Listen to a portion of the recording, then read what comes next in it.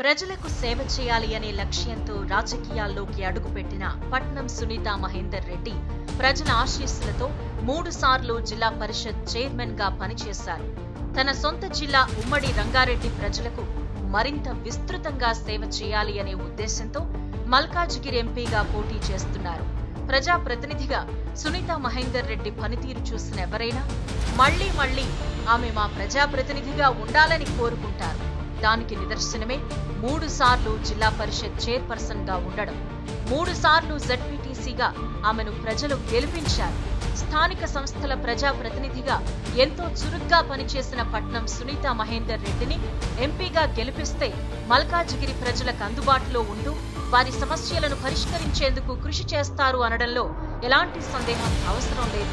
పట్నం సునీత మహేందర్ రెడ్డి ఇప్పటికే ఉమ్మడి రంగారెడ్డి జిల్లాలో ఎన్నో సేవా కార్యక్రమాల ద్వారా ప్రజలకు దగ్గరయ్యారు.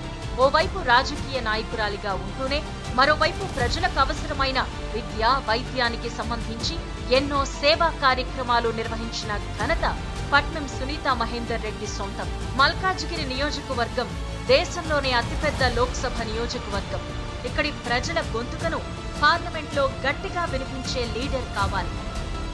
పట్నం సునీత మహేందర్ రెడ్డిని ఎంపీగా గెలిపిస్తే ఇక్కడి ప్రజల తరపున ఢిల్లీలో పోరాడగలరు.